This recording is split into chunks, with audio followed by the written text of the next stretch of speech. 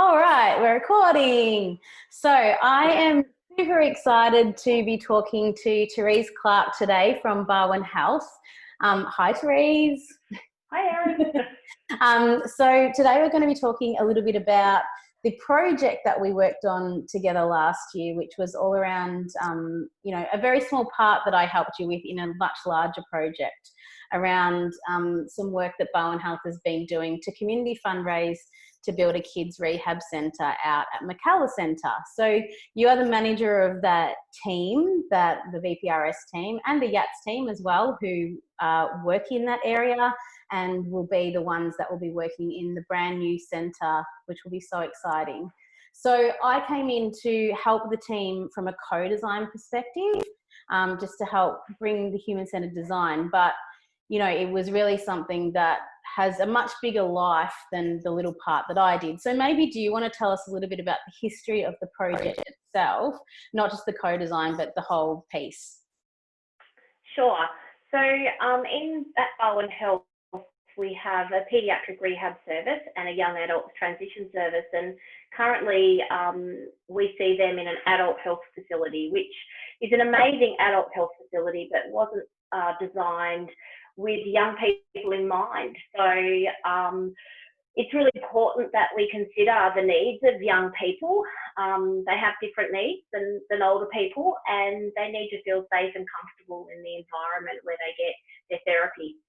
So we've advocated for a long, long time to purpose build something for young people between the ages of 0 and 25, so that when they come in to do their rehab, which in many cases is really difficult, challenging work that occurs after some kind of significant trauma in their life, like a brain injury, a stroke, a spinal cord injury, that they come to a place that is designed just for them and is an environment where they feel comfortable and safe. So we were lucky to get the support of the Barwon Health Foundation to do that, and they've been raising funds for us, and we felt a really important part of that is if we wanted this to be for young people and their families, we really needed to understand what that meant to them.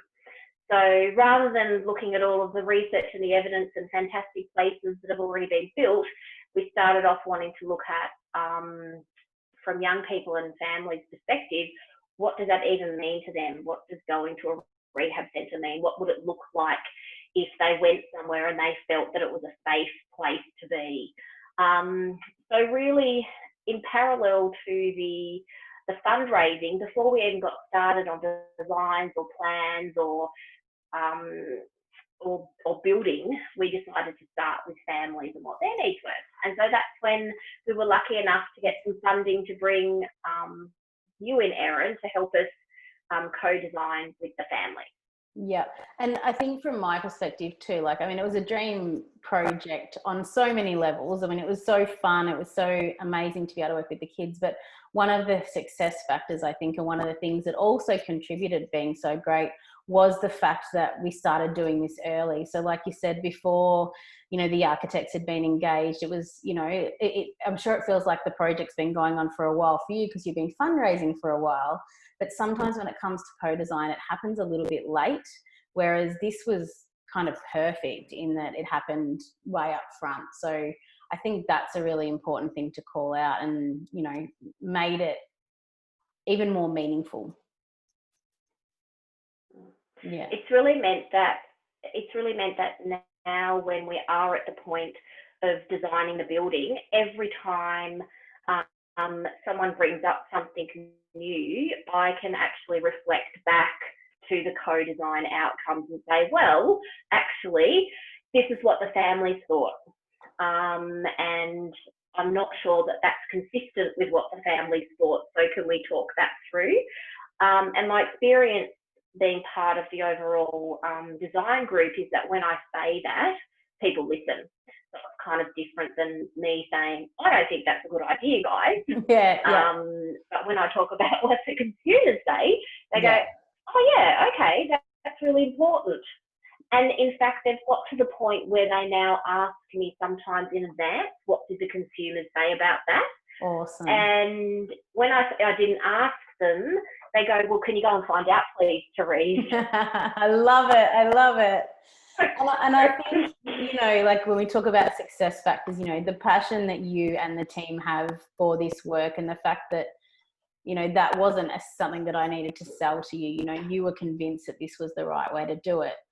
But also the fact of how we did it together, and the fact that you're still able to continue it afterwards is so, so important, because, you know, and that's an important part of the way that I work. You know, me coming in and doing a piece of work for you that involves co-design is only one small part of it. If I then walk away and you don't have the skills or the ability or have had the involvement, then it can kind of die a little bit. I think so, definitely. The skills that the whole team have kind of built upon were probably some skills that they already had in terms of consumer-centred practice. Yeah. So I think it helped us all having some kind of foundation in that. Our shared philosophy is, let's ask families and children first what they need before we actually take a step to. And so that's a general team philosophy. So I think that helped. I think it helped, having done this co-design process gave a bit of legitimacy to that when we're talking to other people as well. So if I hadn't said to the design group, oh, we've talked to some families about that and this is what they said, which we would normally do, I'm not sure I would have got the same traction than saying, well, we actually did a human-centered co-design and these were the steps and this is what the outcome was.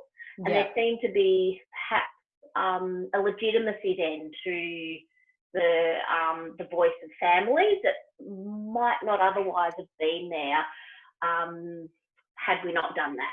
Yeah. So there's, you know, working in healthcare, you're used to evidence-based practice and research and those sorts of things. And, you know, human-centered design is not necessarily that. It's a different way of doing it, but it is a process. It has some rigor behind it. And so I think that's a really good call out. You know, there does need to be some sort of legitimacy behind it, and being able to demonstrate that you've used a methodology. And also we gather a lot of information during this process, and you've got, you know, all of that as well. So there's a lot to fall back on, which I think is probably really helpful, particularly in your context as well.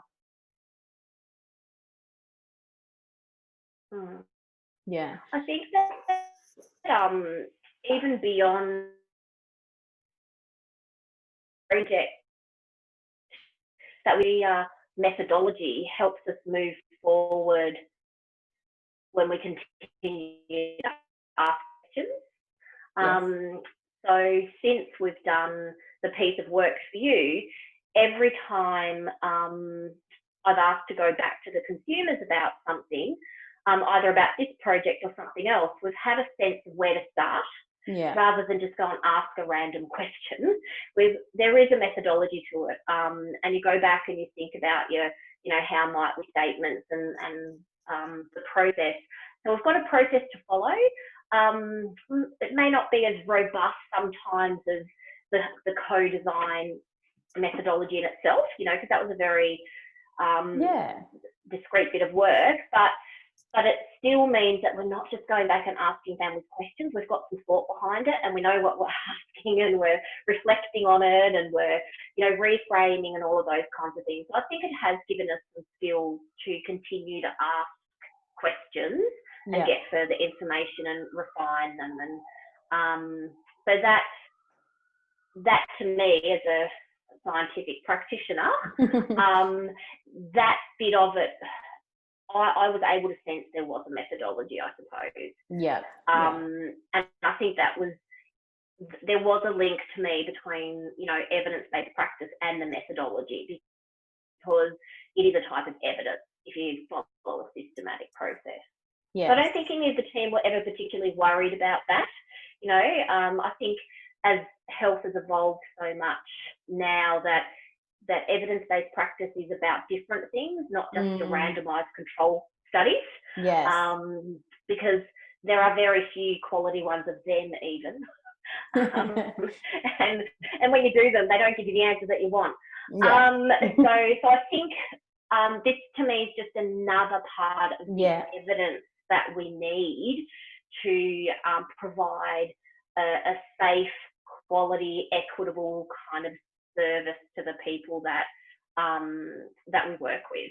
Yeah, amazing. And I think, you know, it's not an, you know, sometimes people ask me, you know, is it an either an or? It's not an either or, it's an and. It's what are all of the tools we have available to us to be able to draw upon in order to provide the best care and service and best design buildings and all of those sorts of things. So it's how we bring multidisciplinary teams together to solve these problems. And, you know, as I said, this co-design piece, I believe, is a really important piece. It's obviously my area of passion, but it's one small part of this bigger project that is now going to go on to have other important people with other disciplines and other skills and those sorts of things. So it's how we work together.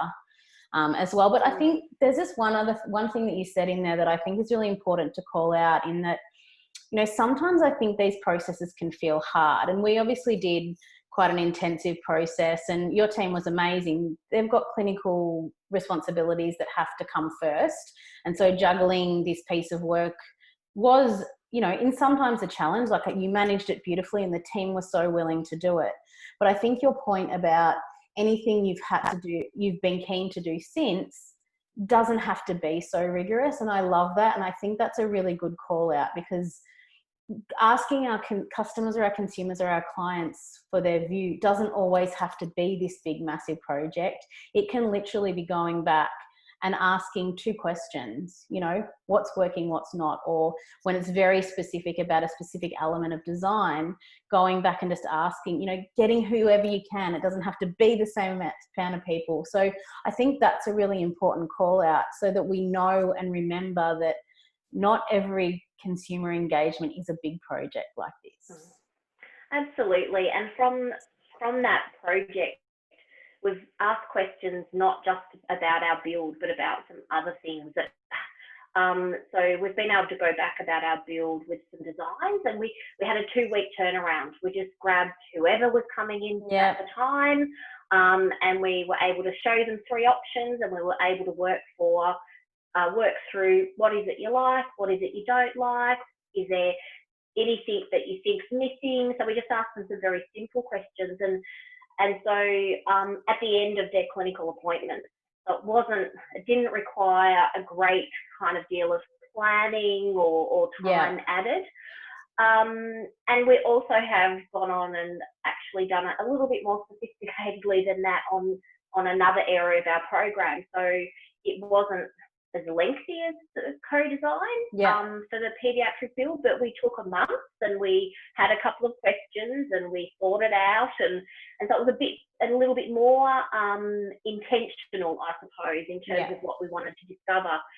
And since that time, we've presented the co-design to a lot of our colleagues in our community rehab centre, which are all adult programs, and inundated with queries and questions about what they might be able to do in their programs. And often I've just been able to just throw a couple of ideas out there and they've kind of run with those. But we also, and I'm no expert either, I must say, but we also did take the time in another area to do some co-design around care planning in the adult population, which I facilitated.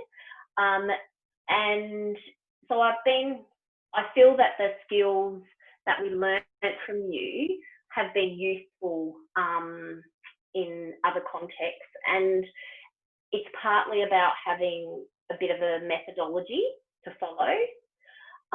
It's partly about just feeling really passionate about it, but it's also about the passion from other people, the keenness from other people when they hear about it, and when you say you can do it. And when you say you can do it, even though you're a clinician, and even though you've got other things to do, and even if it does take time, it's okay, because the outcome of that is actually really important. And it might take time now, but it might save you oodles of time down the track if you discover that the thing you were doing in the first place wasn't really valuable to clients at all.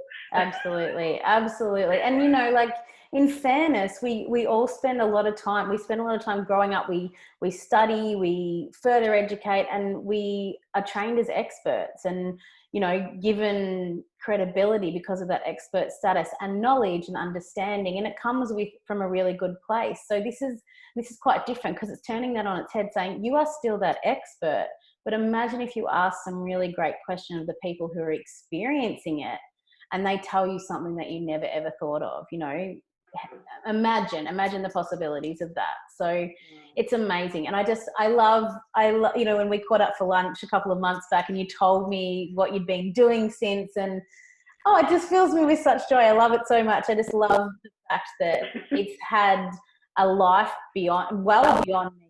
That's always the plan. But the fact that, you know, my vision is to get as many people using this methodology as possible, because I think it's really powerful.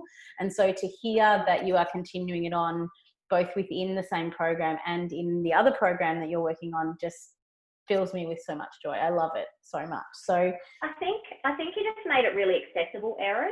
You know, one of the things I'm mindful of is, having been trained as a scientific practitioner, now I've done quantitative research, is in some ways, even having, you know, done that, I'm kind of scared of doing it again. There's so much like pressure on scientific research and the quality of it, and you know, the outcomes, and what we got from you when we were learning this approach is this real acceptance of it being okay just to ask questions and to be curious, and that in itself gave answers that you could then ask more questions about, and so I don't feel the same kind of pressure, I suppose, doing this kind of work. And I think that's partly just that way that you allowed us to just flow and be curious, and we never got into trouble for not getting the right answer.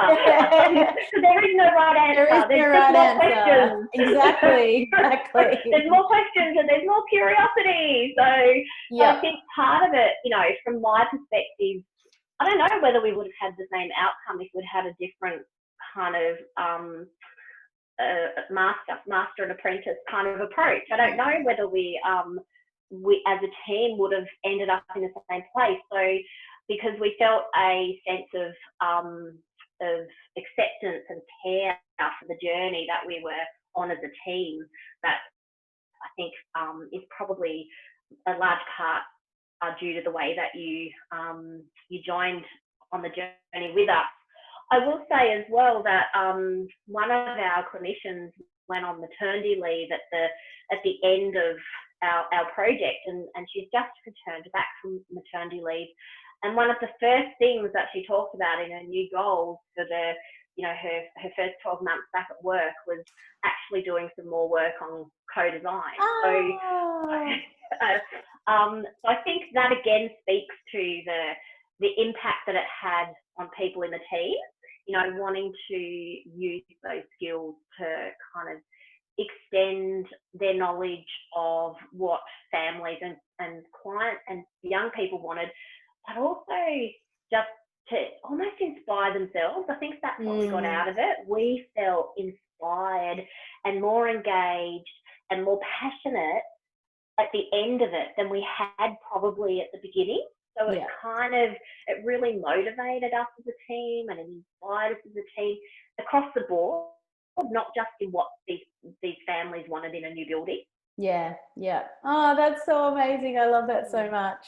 I think that, you know, the fact that it is fun, it's different than a lot of the other stuff we learn along the way, and the fact that you experience that fun and kind of let yourself go. And the team was amazing, and I think, you know, I will say that again and again, because the passion and the enthusiasm, and you're right, they do, because they care about their clients. And you're, you know, fortunate that you do have really good access to your clients. You know, for some people that's not so easy, they don't have that direct access, but it was something that worked really well in this project.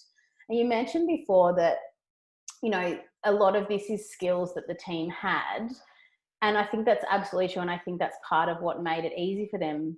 but there were also parts of it that really challenged them, and they took on that challenge with such positivity and enthusiasm, and were so happy to be challenged as well, which I think is such an amazing and important part of this. You know, it requires a certain amount of open-mindedness and trust. You know, like, I really appreciate the trust that you all put in me when I said, I know this process can sometimes feel a little bit loose, but trust me, the process does work, and you all beautifully did that. So I suppose there's not really a question in there apart from, you know, I guess, what do you see as some of the things that challenge the team along the way, that although they have this core skill set, were a little bit different? I think the real challenge across the board was to try not to problem solve. I mean, I think as clinicians, we probably spend a lot of time listening and empathizing and being a little bit curious, but we already are thinking about a solution, or we maybe have already had a thought before we even go into the session about what that might be. So I think that was probably the feedback from the team mostly, that to just sit and listen and record and ask questions to get more information and more information was probably the biggest challenge.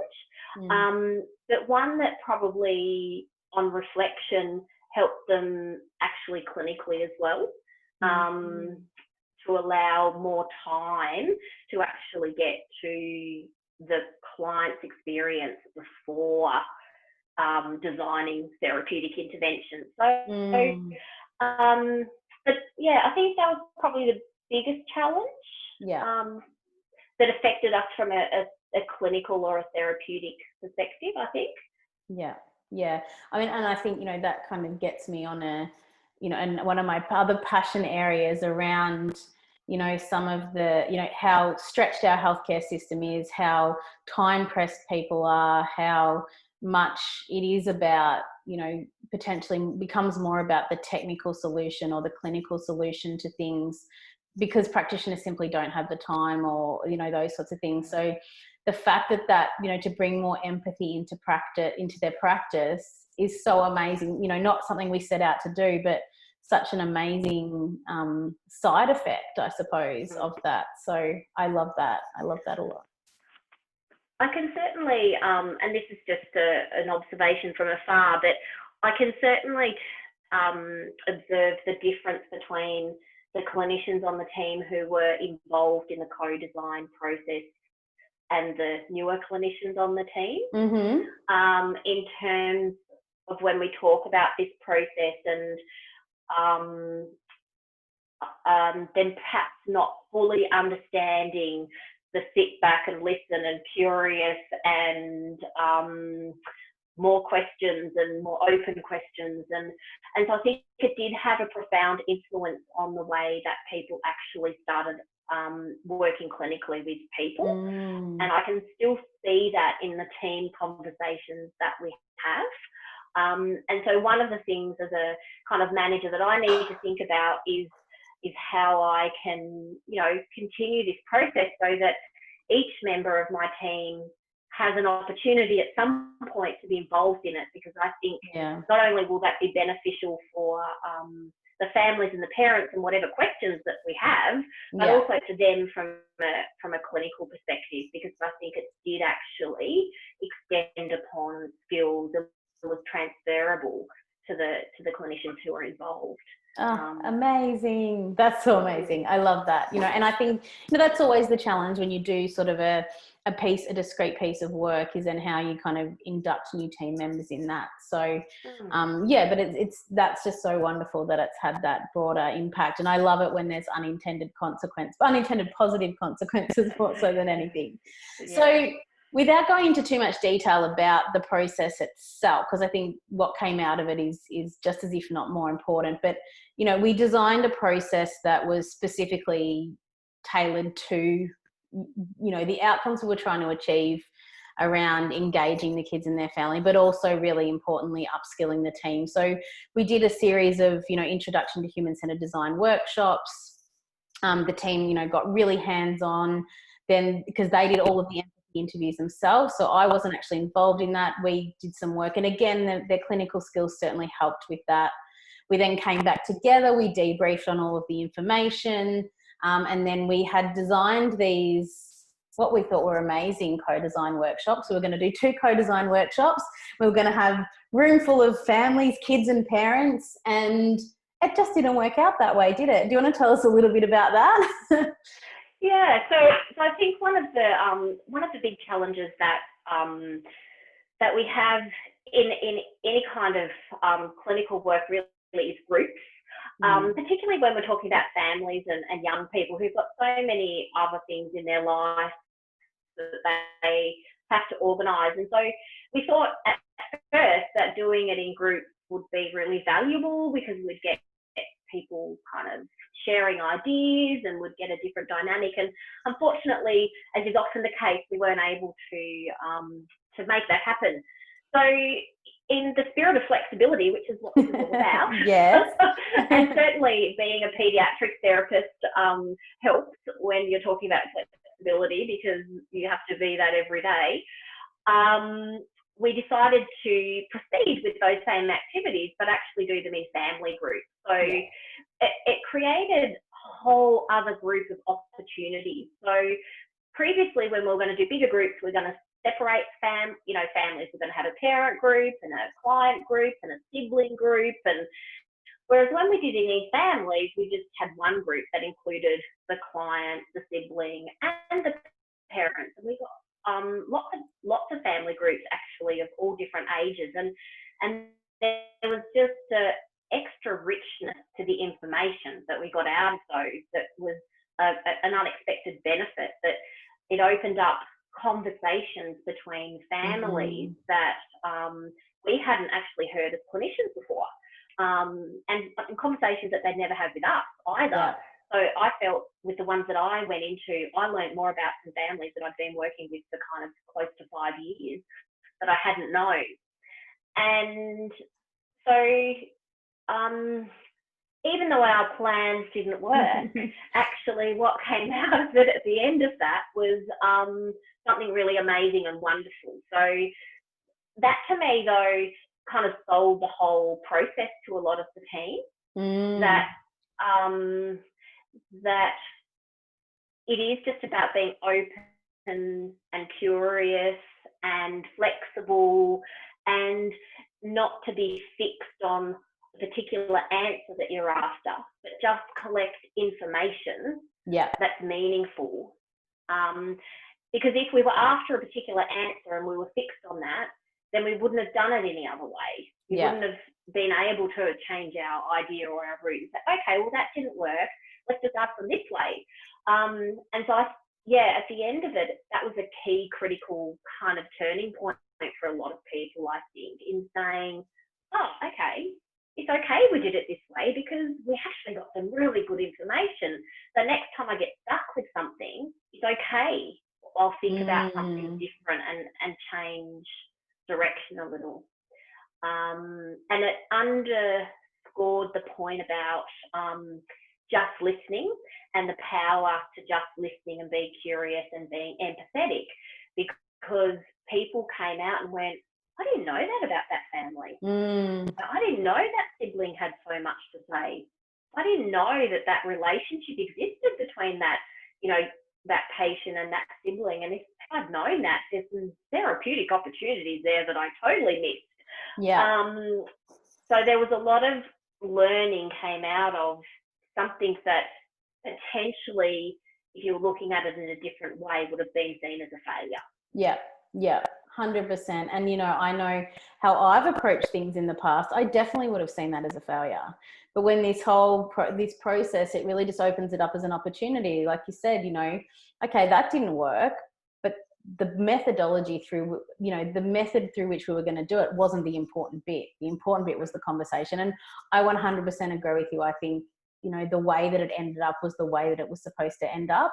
And the fact that you guys had those amazing conversations was much more rich. Like when I think about us, how we would have run those workshops and the chaos that would have ensued in those rooms, even, you know, with the best of intentions, you know, and we would have managed it. It would have also, if that's the way it worked out, it would have been fine too. But, you know, I think it's about challenging ourselves and continuing to challenge ourselves on the best way to do things as well. So, but a massive credit to you and the team who literally just went, okay. And I know, like, I think there was disappointment. I was disappointed, and I think there was a bit of disappointment on the day, but everyone really just rallied and went, that's okay. We've got a different approach and that will be absolutely fine. So yeah, that was amazing. And I think you know, that was kind of the only fixed part of the project, you know, that coming in, it was like, look, we're not sure how this is going to work. You know, we'll be guided by you, but we do want to do these workshops. So, okay, cool. So everything was kind of built around that, which is also interesting. And I think that's one thing that sometimes when I'm beginning to introduce this to people, I say one of the best things about this process is it's flexible, and we have an overall idea of where we want to go, but we will go with the flow a little bit. Each part of the process is designed off the back of the other. So the flexibility is one of the most positive things, but it's also one of the most challenging things for people who are used to, you know, most of us who are used to designing projects and really mapping them out and knowing exactly what the next steps are. So, and that's part of, I think, having this conversation and sharing this more broadly is, I guess, to encourage people to embrace that ambiguity, which, you know, it's May in 2020, we're coming out of what's been a real time of uncertainty and ambiguity, and we've had to really all cope with that. So for me, things like this methodology can only help us as humans in a broader way as well to get comfortable with that. Yeah, anyway, again, that was a statement more than a question. I wasn't asking anything except just supporting what you were saying. So I think... Look, I think the other thing that... Sorry. No, go. I think the other thing that resonated with the team was having an opportunity to have kind of their own workshops, to have the same opportunities as the families and young people had to kind of dream big and be asked curious questions without given the answer. So, and people still kind of use some of that words occasionally. Well, let's just dream big. What would Disney do? What would Google do? What would so that we were given the same opportunity as the families, not to be kind of constrained by what we thought we should say this building should look like, but what it would look like potentially if we dreamt big like other organisations do. And I think kind of with the team in some of our conversations that we have about non-clinical things as well. So rather than be constrained by finding a solution that we think will fit and be acceptable, we start off with the potential possibilities that they may not be viable, but they could be. So why contain those? Start big, you know, go down the funnel. So that was probably another thing that I've heard still in the team, and certainly the language that I started using in the support I was doing for the adult teams around, and they're finding it really difficult and challenging actually to dream big. Where they're finding it very easy to come up with the same solutions that have been proposed before. So I think there was something about having that opportunity to be on the receiving end of the co-design process that also really resonated with the team. Yeah, amazing. And, you know, language is so important. And that's, you know, I talk about it like it's a mindset, it's a skill set, and it's a toolkit, you know. So again, it kind of comes back to that point before about, yes, it can be used as an end-to-end process, but it's a way of thinking about things. It's a way of approaching the everyday, as well as, you know, an ability to, and language as well, like thinking about things differently. So I love that. I love that so much.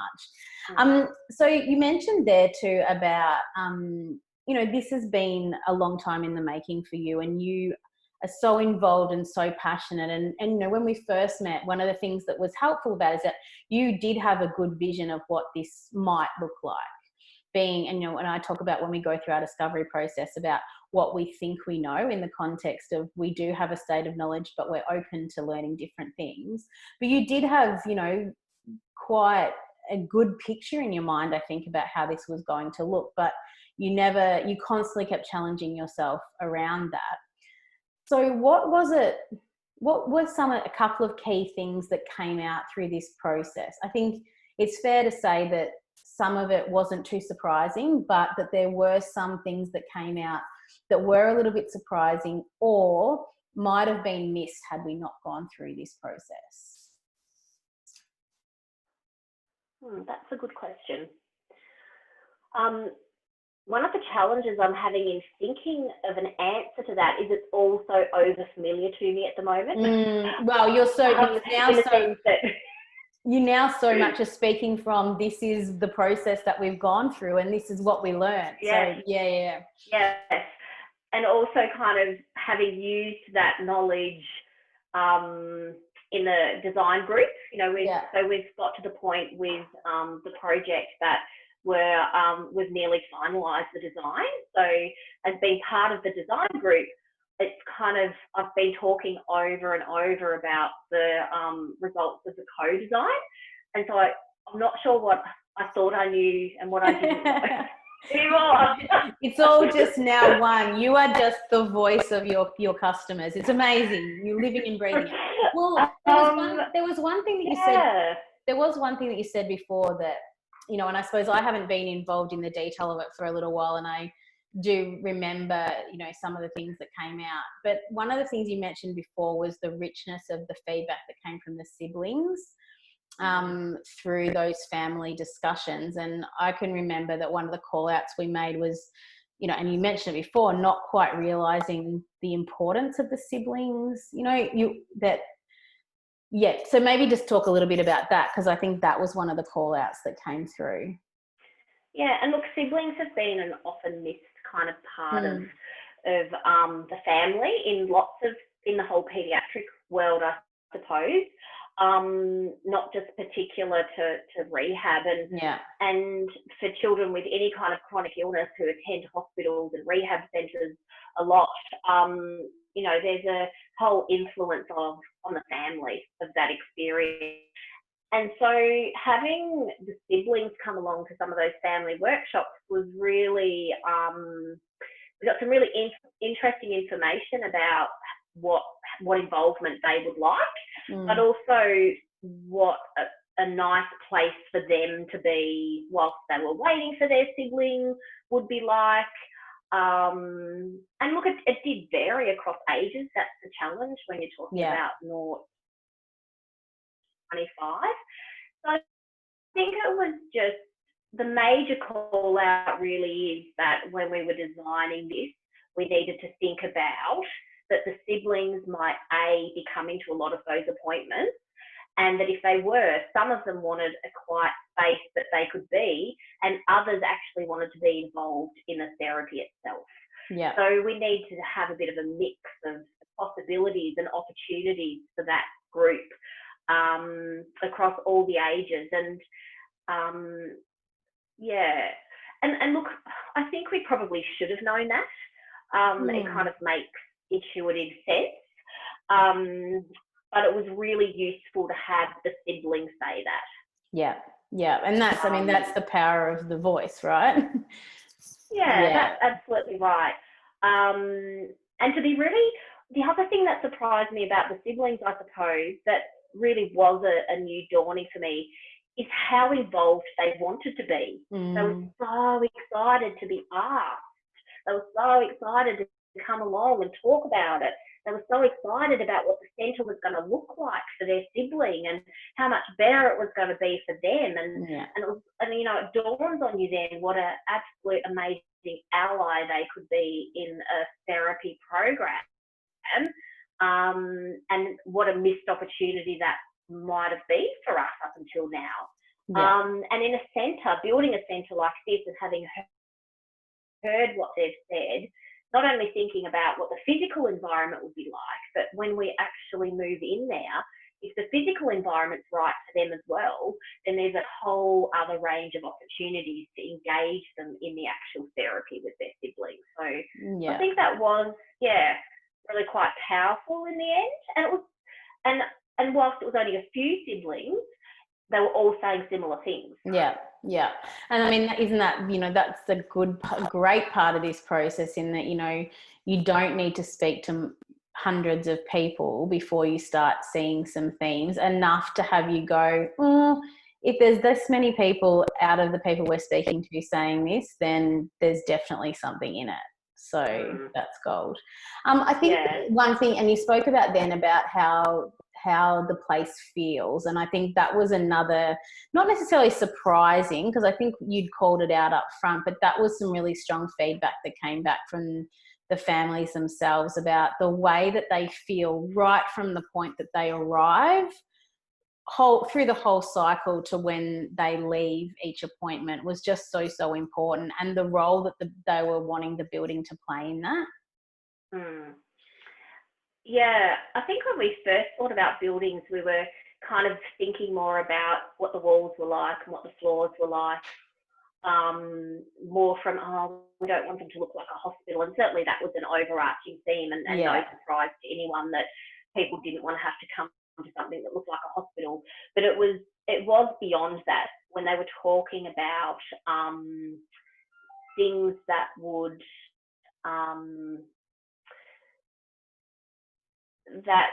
make a difference to them. It was how the architecture and the colour and the structure of the building would make them feel welcome and happy and safe. Architecture was really important to them, and I suppose we'd articulated in what we thought we know that they'd be interested in, certain colours and interested in different types of materials. But what came out of it was that it was actually, if they felt interested and engaged in the physical space, then they felt more safe. And that was more than just having a colour on the wall or having a Disney mural. Now, I thought I knew that they didn't want Disney murals, and I was right. Fortunately, because if they hadn't wanted it, that would have put you in an awkward situation. Because they were never getting Disney murals. But bless you, you were very firm on that's what you didn't think was the right approach, but you were very, very open to hearing what had to be said. And, we did go through the process, but, and ultimately that was, and that was part of how we presented the information to them. We gave them options of the Disney type murals, but also lots of other options as well. And they certainly steered well away from that. And like you said, well away from the traditional kind of hospital setup. The idea was, please not like a hospital. Don't let it look, smell, feel anything like a hospital, which, no great, as you said, no great surprises there. But the other thing that I think really struck me too was and it's not necessarily that it would have been missed in the final design, but the importance of that welcome and the role that the waiting room played in that. And obviously, the great feedback about the relationship with the team. We know that they hold the people working in there in high regard, and they were very aware of the strong or the positive impact they have on their experience. But down to what the waiting room looked like, and also how they were able to connect with other families, which was something else that hadn't necessarily come up in our thinking early on. I think that sense of community and connectedness has, and the importance that people played on that was a really important outcome that I've been able to kind of use to inform the design. So when we're actually looking at physical spaces and there's kind of a disconnect, I've been able to talk about how families actually do want to see other families, and they do want to actually understand or see other people's progress, or they do want to be able to have conversations. So it's been a really useful outcome of that when we're trying to incorporate that into design. So if something's disconnected, or if one example was, you know, a therapist wanting to put a wall between the kitchen and the waiting area.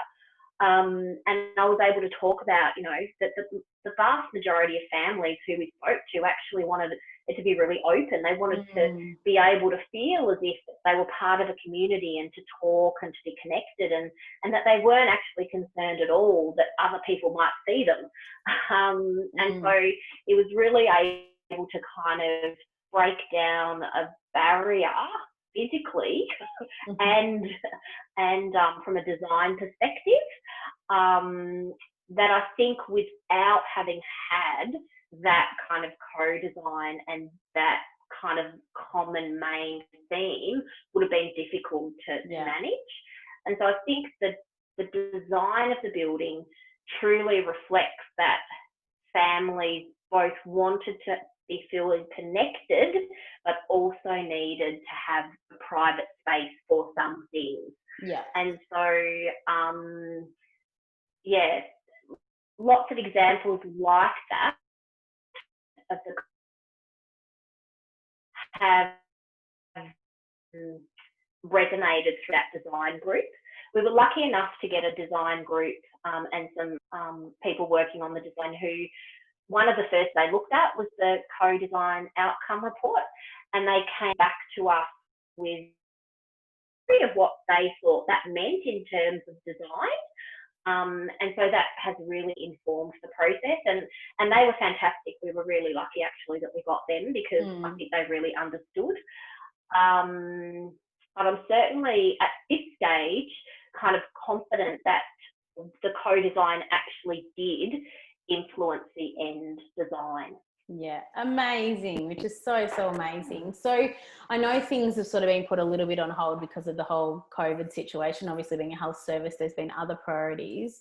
Where's the process at?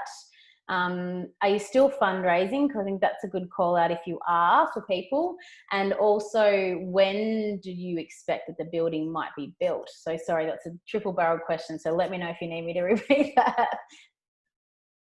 So firstly, the foundation, the Barwon Health Foundation, have guaranteed the funding for the build, so that we could commence with the process. So this financial year, we are able to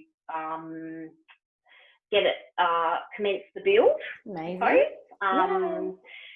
So I'm sure they're still looking for some fundraising support, of course, particularly given with COVID-19, a lot of their fundraising kind of focus at the moment is support, you know, fundraising for COVID-19, as it should be.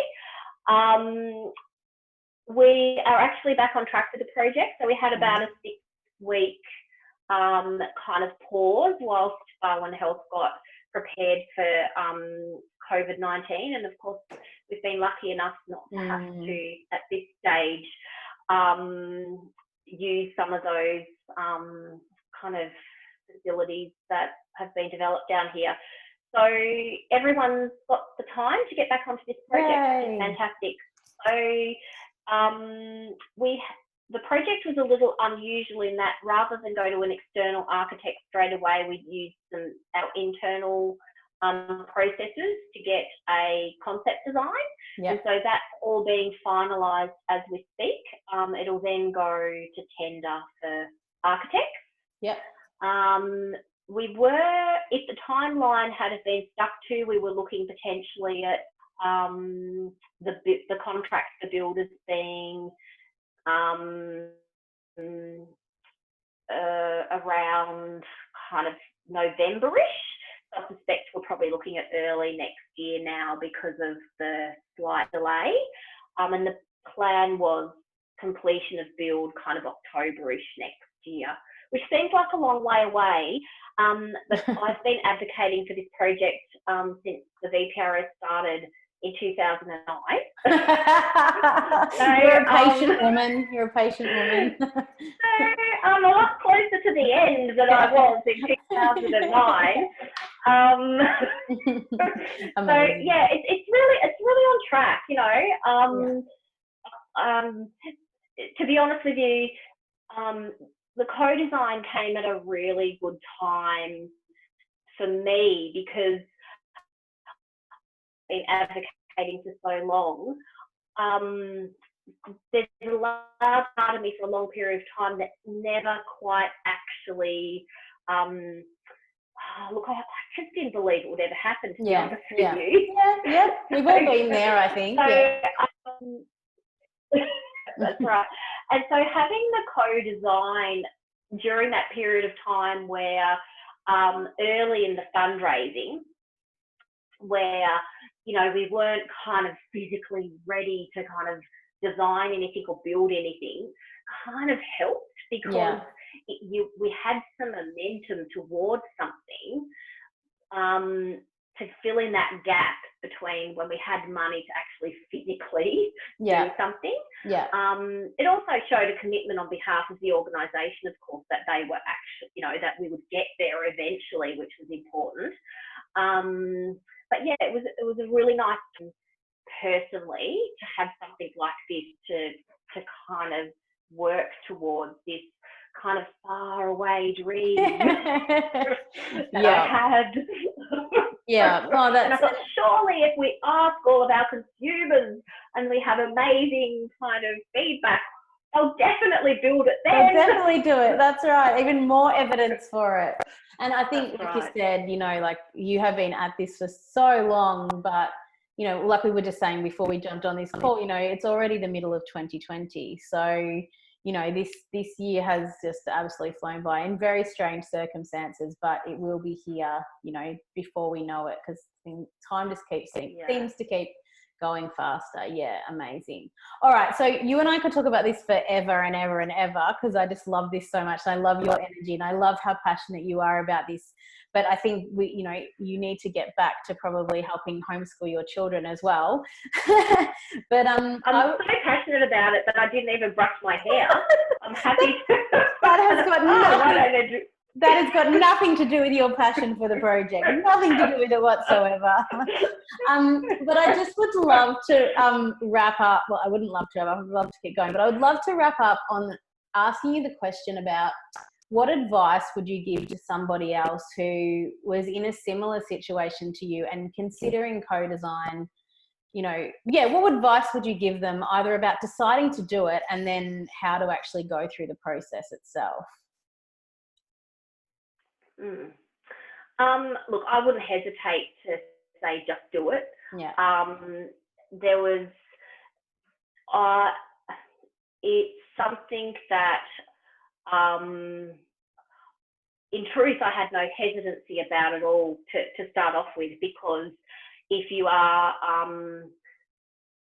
if your desire is to understand what it's like for people, whatever your question is, if your desire is to be able to use that to move forward in some way, to design something new or to adapt something you're already doing, and you really want it to be about the people that that process or design is for, then this is something that will you should just do without hesitancy, because you'll truly get real information that you won't get from any other way. So my advice is just do it. Love it. So, and don't keep thinking about it, and don't overanalyze it, and don't think you need to know a whole heap about everything to do it.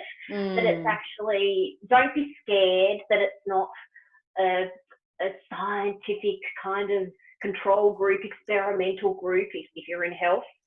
Don't be worried that you don't know enough about human-centered design to be able to do it. Just the flow. You know, get someone like yourself to guide you through the process, which is a journey. It really is a journey. And I think that whilst initially it might seem a little bit scary because it's different, or it might seem a little bit scary because it might take time, the skills that you'll develop along the way that you can apply in the future are well worth that investment. Yeah, yeah, amazing. And I think especially the way that you and your team has approached it, I think, you know, to get that ongoing benefit that we've spoken a lot about, you know, it's certainly not just a one kind of time investment. It's something that will help embed and improve the way. And I even know just the way that, you know, it helps me with my thinking and in my own business, and, you know, treating things like an experiment as opposed to having to know the answers. Like, I think if we can embrace again that mindset, which you have so beautifully done and so beautifully illustrated, it really should have a much bigger life beyond the project itself. So that's wonderful. I think probably I saw myself as an apprentice in this whole process.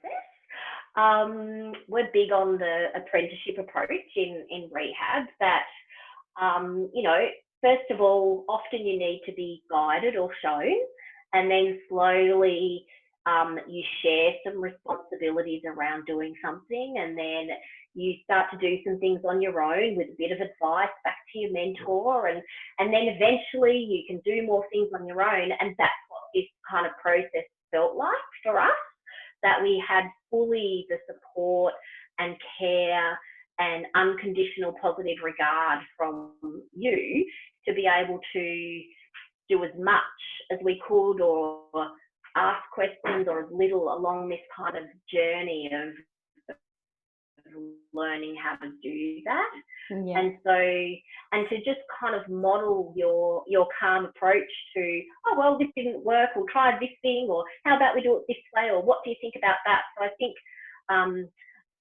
it was a perfect match with a team that had a lot of passion and perhaps not a lot of skill, and someone who also had a lot of passion and a lot of skill. When we put that together, it probably, and a whole group of amazing family and clients absolutely committed to this whole process as well. So yeah. I think it was, you know, there were lots of things that were positive that made this work, and I think it was your passion, your commitment, your unconditional positive regard for us as a team, your willingness to support us, a team who were ready, who had been given enough time and information and understanding to be ready to go, and a group of families who were just amazing, who really wanted to have their say because they were fully engaged. So I think those are three critical components to what we did, and sometimes I think that's just the magic of sometimes things work. Yeah, right? Yeah. But I think if you're trying to find the keys to doing this, then make sure you've got a great person like yourself on board that matches kind of the team and where they're at, and make sure you've got a team that's been given enough time to kind of talk about it, to think about it, to get on board with it, and also that you've got a group of consumers or a target group that are really fully engaged. I think all that were key components. Yeah, absolutely. And I think that's the thing that I love the most. You know, people ask me who are the people that I work with, and I'm like, I work with people that are ready to make change, in the way that they're doing things. You know, I've loved working in healthcare because I think the opportunity to make an impact is so huge. But I do, you know, I love working. It tends to happen, like you said, sometimes things just work out and the right clients come to me. So have you got a child there that's needing some attention? Yes. I'm trying to keep him out.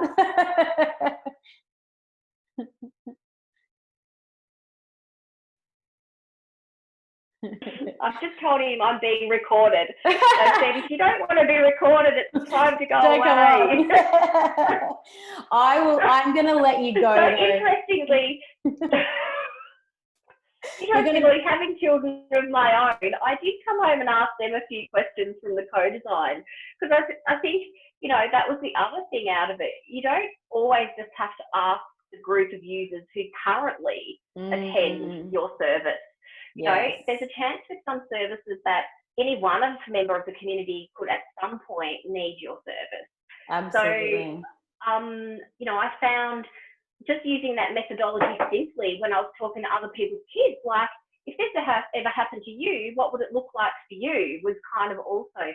So So I think that's another sign that by being a part of this process, we've actually learned new skills. Yeah.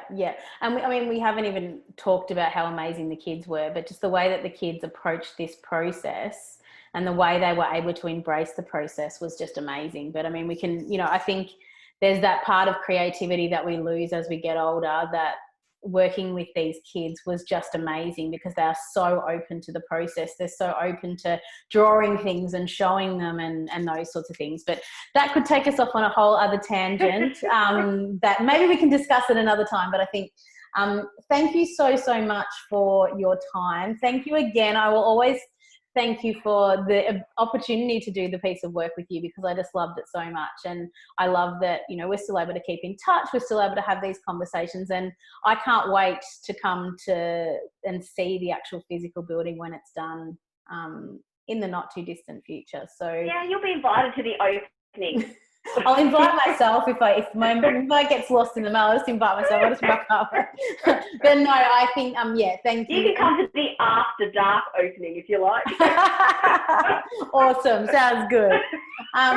Thank you for your time. I really appreciate it, and thank you for, again, approaching the whole project with such passion and enthusiasm, but also for talking to us today about what's happened since and how it's worked. So thank you so much. No worries at all.